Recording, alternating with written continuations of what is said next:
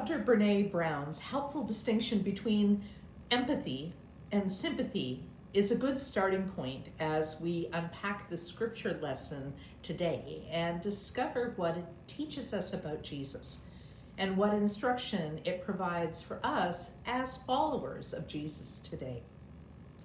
Empathy is expressed as an attentiveness to the person before you. Usually you notice them because they're in crisis, or you have a really good spidey sense about when things aren't right for someone that you know and care about. If you recall, the bear simply listened to the fox. He didn't interrupt her or try to change her mind or tell her that she was wrong.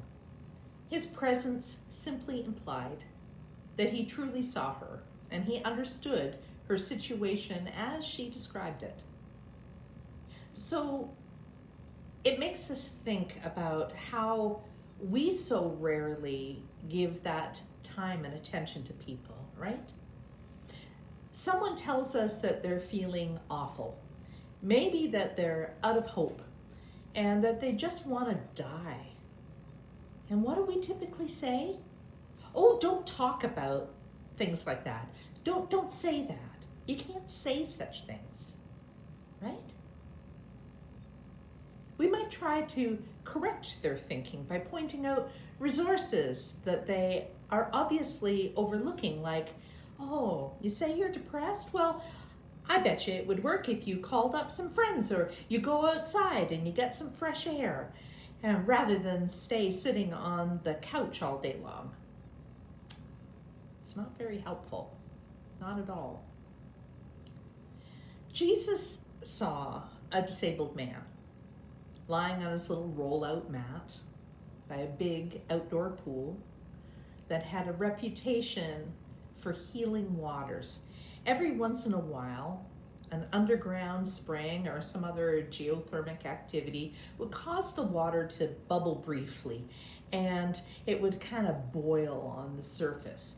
That's when it was thought that the best effects of bathing in that water would be felt.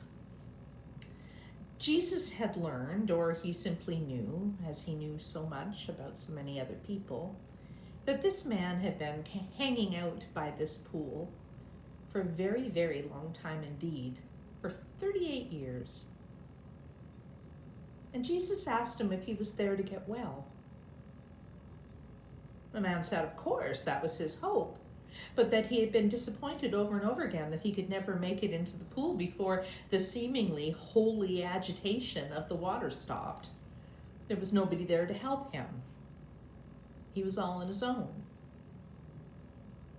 I wonder if, moreover, because the healing properties were attributed to an angel's movement over the pool, perhaps the man had decided that God himself didn't care enough about him to do this one thing and make him well. Now, Jesus didn't contradict the man's feelings or try to come up with helpful solutions. He simply asked what the man wanted. Did he want to be well? He had empathy for the man, not sympathy. He didn't tut-tut and say, poor man, as he walked on by. Neither did he try to point out the silver lining. At least the fellow got to be out in the sunshine and the fresh air, lying beside a pool every day. Heck, it must feel like being on vacation. Jesus didn't tell him to cheer up, that things could be worse, or that God doesn't give us more than we can bear, or what doesn't kill us makes us stronger. All those things we typically find ourselves saying when we're trying to be helpful. Jesus doesn't go to the pool's management to complain that some people were not given appropriate accommodation for their disabilities and have the fellow himself start a petition. He didn't even assign some of his disciples to stick around and help the fellow into the pool the next time the water started to move.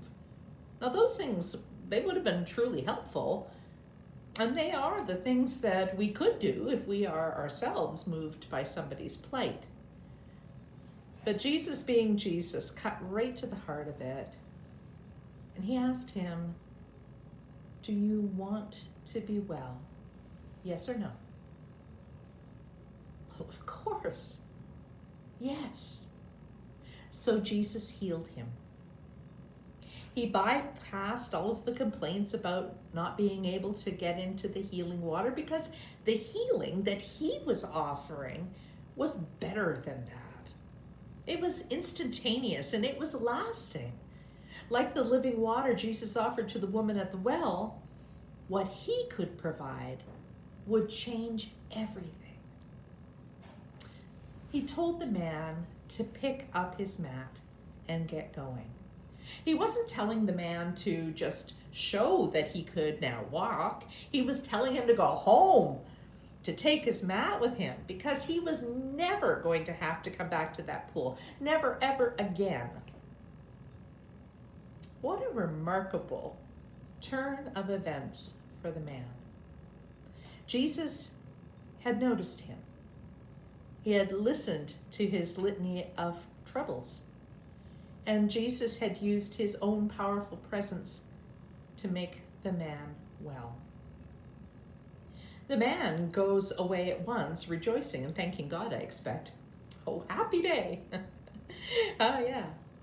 The gospel writer John just sneaks in. He just drops in this little detail that it was also the Sabbath when all of this happened. Like that wasn't anything important. Because that's why the religious police stopped the healed man and basically gave him a ticket. I guess it was in its own way a kind of a recognition of how fully he had indeed been healed. The man was mistaken by the police as just an ordinary guy trying to sneak in a walk carrying his mat on a day that was legislated for rest. You can't do that. It's against the law, the religious police said to the man that Jesus had just healed. But my doctor, the guy who made me well, told me to, the man protested. I'm sure he must have been thinking, wasn't it just his dumb luck that the first day that he could get up and walk around on his own in almost 40 years would be the one day of the week that someone would give him grief about it. While we pay attention to the original context of any scripture we read, we must also hear how it sounds in our own time, in our context. And it really rang some bells with me this week.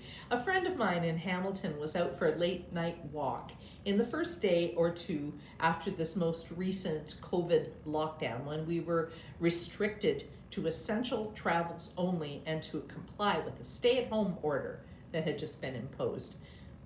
After only a few minutes of walking, a police cruiser pulled up beside him and the officer turned a spotlight on the fellow who was walking.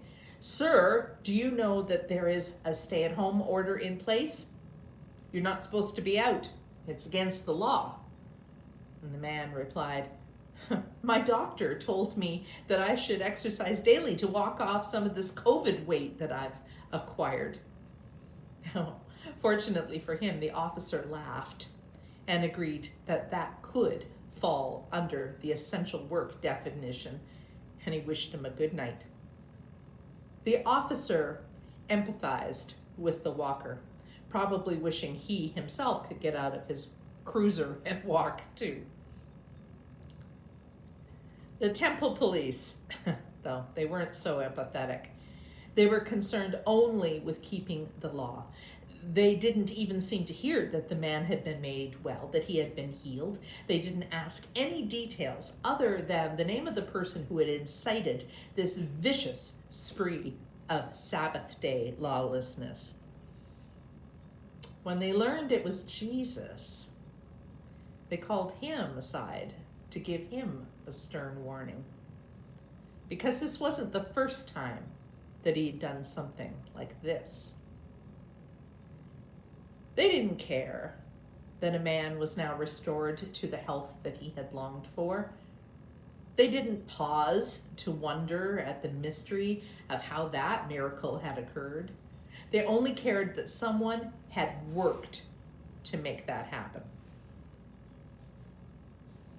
But Jesus defended himself, saying that although Scripture said that God rested on the seventh day of creation, and that was the reason given for a day of rest for everyone, God's mission of rescue and grace never took a break. And if that was good enough for God, whom he called his Father, it was good enough for him. Now this offended the religious law keepers in just so many ways. Jesus had criticized their understanding of Scripture, his words and his actions. They profaned the Sabbath. And now he had inferred that he was God's son. Blasphemy. Is there any wonder that he received death threats from this time on? Now, religious law keepers of all time have frequently claimed an unquestionable authority when it comes to Scripture and how the text informs our existence and directs our activity. And questioners have been persecuted for suggesting otherwise. Consider Galileo, who is credited now as one of the founders of modern science, who was himself a victim of the Inquisition in 1633. Under threat of torture, he was forced to recant his theory that the earth moved around the sun. His theory seemed to deny a literal reading of passages like Psalm 96:10, which says that the earth is firmly established, it is fixed, it shall not be moved. Galileo was placed on house arrest for the rest of his life, lest he spread his heresy through questioning what was and what must always be. Questioning the law always invites a fight from those who have sworn to keep it. Christians are often in a quandary. We are reminded that we should keep the law, and we're reminded of that with words right from Jesus' mouth. He said, "Render unto Caesar what is Caesar's." But the important words at the end of that quote are largely omitted. He also said, "And render unto God what is God's." In today's scriptural snapshot of healing and hope with hard-heartedness and even hate, we might ask, what is God's portion here? Is it the keeping of the rule for the rule's sake, for the principle of it? Does that best honor God? Or is God's portion the reconciliation of all things? Is the true Sabbath meant for the healing of the heart, breaking the hold disease held over a life to provide blessed relief and rest? Some people have said, quite correctly, I believe, that Jesus wanted to show that responding to human need always trumps playing by the rules for the rule's sake. Jesus challenged the rules, but he wasn't an anarchist. Jesus said that he hadn't come to tear down the law, rather he had come to fulfill it.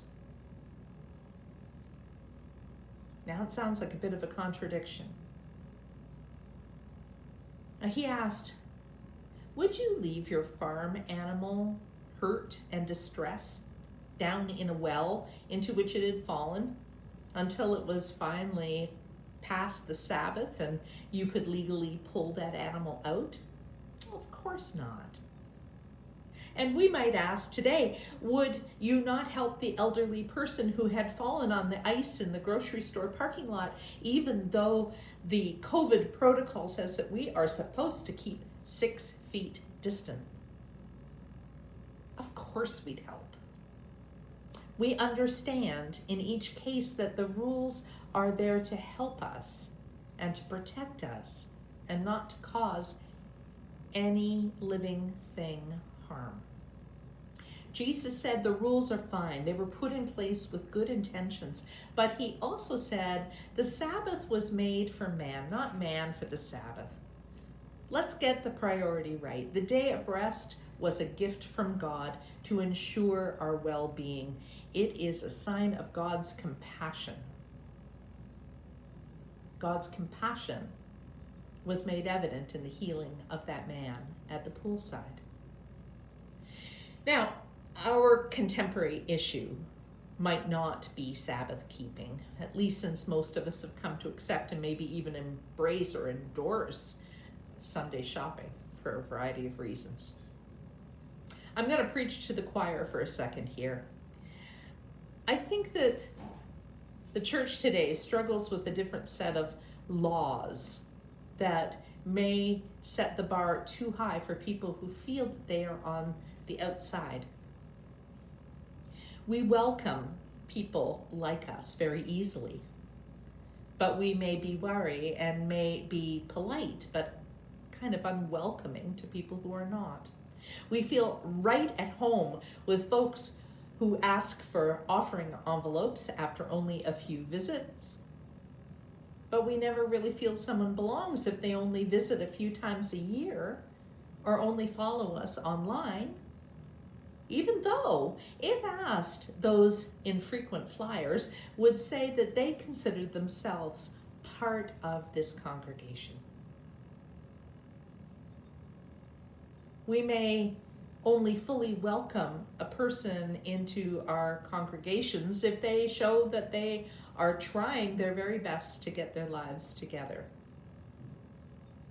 We're far less accommodating to the person who shows up drunk for church.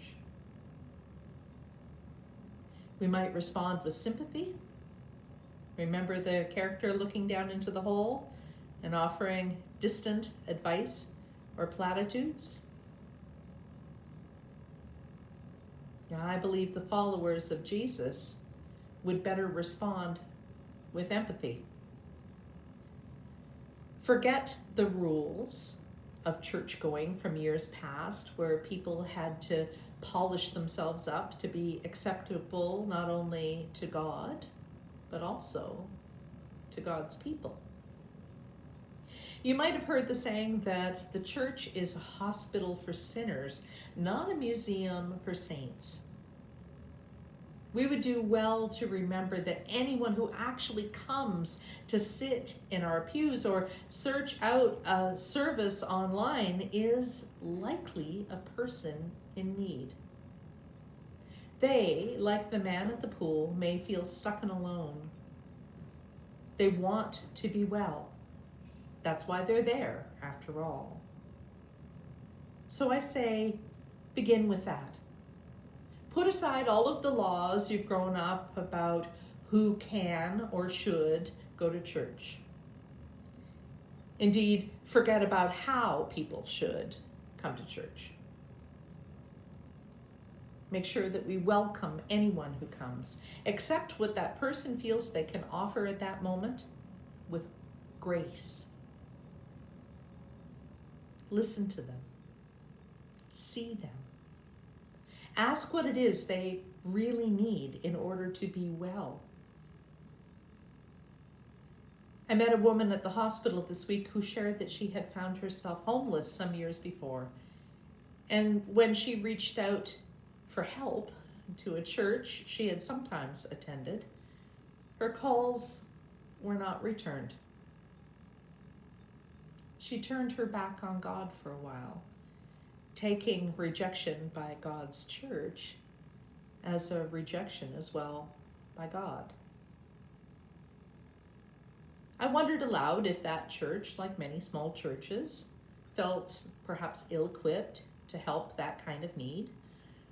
And I said that as a minister, I often feel like we aren't able to do much more than provide perhaps a few groceries and do our best to connect a caller with other resources in the community who might be able to help with affordable housing and other essential services.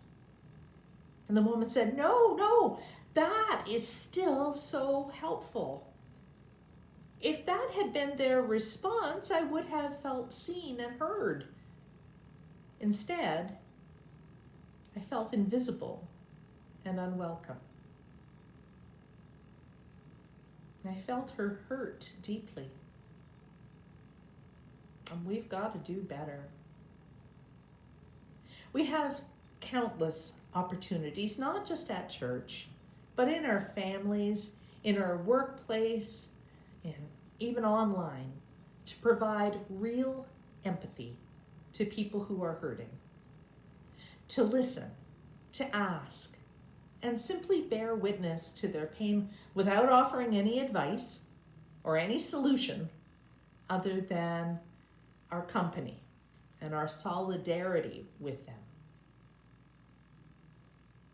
I need to ask, what do they need to be well? Like the man at the pool, their list of grievances may be long. But to be seen and known and loved by a follower of Jesus may start their real journey to wellness.